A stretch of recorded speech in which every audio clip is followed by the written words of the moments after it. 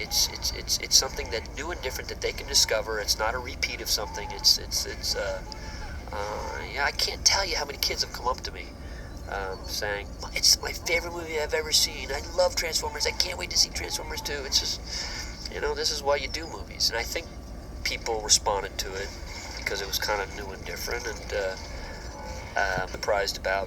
really surprised about is the massive age range this movie had from, 50, 60-year-olds to, young 4-year-olds. I don't get that. I don't see how 4-year-olds can see this movie and not think it's too scary or whatnot. And I don't know if I really believe parents bringing their kids to a movie that young. I think what really inspired me to do this movie were not only the animatics, but the illustrations. The movie started to become more real, and there was a charm about the movie. I like this whole magic of these two kids kind of discovering these things. And my favorite scene, I think, in this movie is, it's kind of ironic. I'm thinking back, it's like, all my movies, like first hour in, there was always one montage. You can kind of see this in all my movies, like The Rock, Sean Connery, Nick Cage breaking into the Rock, and then Armageddon, the astronauts lifting off, or Pearl Harbor, the Japanese kind of getting ready to attack, or the asteroids coming in and landing, and the kids meeting the Autobots. I kind of with these montages that really inspire me, and they always seem to happen an hour in. But that's kind of my favorite scene. You see Optimus kind of transform in front of the kids.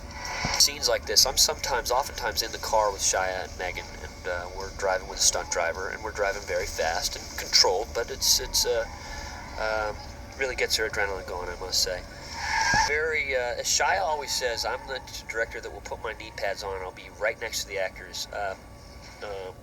When I do action, oh God, you hear these rumors. It's the guy they love to just get on coach that is in your face, especially when you're doing action. For one, because of safety.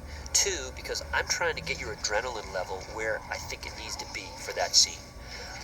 How many action scenes do you see where it seems like actors are just kind of walking through it? I really want that adrenaline to be real, and I want you to look energized, and, so that's kind of how I work. So the screaming only comes, I guess, when I'm doing tough action, and I want you to get to that energy level, and it's also a lot of these times I'm very safety conscious, and I take it personally, and I'm like my own AD on my sets. I work with an AD. I work with Simon this time, and but I move my sets forward for myself, and I want everyone to know what I'm thinking, and I'm vocal about it. Like, we're moving over here, we're going over here, and so I've got a good projecting voice that let's get our day done, and let's do it. Granted, I like to laugh just like the next guy, and I tease. I am a professional teaser with my crew, and it's funny when you see new crew members come on, they're day players, whatever, and I'm teasing because I'll act it like I really mean it.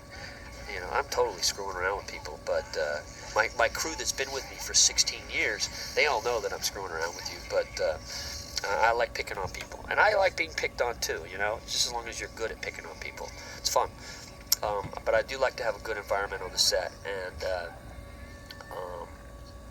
especially work with people that I really like being around, that look at look at it as a career and not as a job. Because let me tell you, I know everyone's job on this set. I've been doing this since I'm 24, and I will be the first to point out to you when you're not doing a good job. You know what? A director is only as good as his or her crew, and the studio wanted to ship me off to Australia and then to Canada. We went to check out Canada. I felt Australia was too far away, and we went up to Canada, and I just oh my God.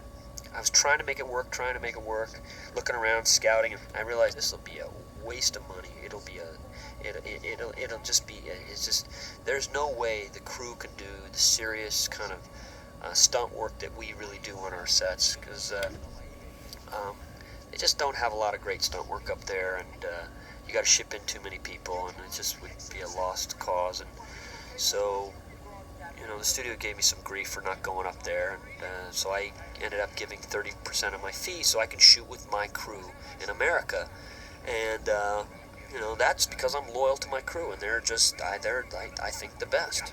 Ethan Van Ryn and Mike Hopkins, who did the sound work for Lord of the Rings and King Kong. Mike is from New Zealand. Ethan is, I guess, was trained up at Lucasfilm. And I must say, awesome sound. DVD, it is just awesome sound. My mixers, Kevin O'Connell and Greg Russell. Kevin, by the way, is the biggest Academy loser in Academy history. He's lost, I think, 20 times. He's done some amazing movies. He's an amazing mixer. As a team, they're amazing mixers. And Kevin and Greg said to me in all their time of mixing, they felt this was the most inventive sound work they've ever worked with. And meanwhile, they feel it's one of their finest sound designs and mixing efforts that they've done as of yet. We had to invent so many different sounds here, and it just gives these robots such personality, and it's really just a launching pad for where we can go on number 2. This scene right here, and I've seen this movie from Korea to Australia to all over Europe. Just why right here they applaud when this yellow car comes up. Oh, that shot, let me tell you about that shot right there. That was the most patient I've ever been for doing a stunt in the history of my career. That took exactly 3.5 hours for that guy to go up on 2 wheels. Why was he on 2 wheels? Well, he was on 2 wheels because, I don't know, I wanted the guy up on 2 wheels, and, wanted to go old school with a stunt there. That was a prototype that I saw when I was looking through all these car companies' new kind of prototypes that are coming out, and I saw this at the Skunk Works at GM. It's this little kind of secret building in California where they do kind of these concept cars, and I kind of knew right away that was the car. That was going to be Bumblebee, and the fans were going to give me grief because it wasn't a Volkswagen, but there's just no way I could do this movie if this was a VW Bug, and I just felt that was the car. With this girl in her bed, and this girl was 5, and I actually hired 2 of them for the exact same scene, and I shot one shot with one, another one literally with the other girl, and I'd flip them back and forth because I knew, like the studio teacher that comes with the kids, the kind of social worker that watches the kids, she said, "I've never." Okay. End of a part. Next part coming soon.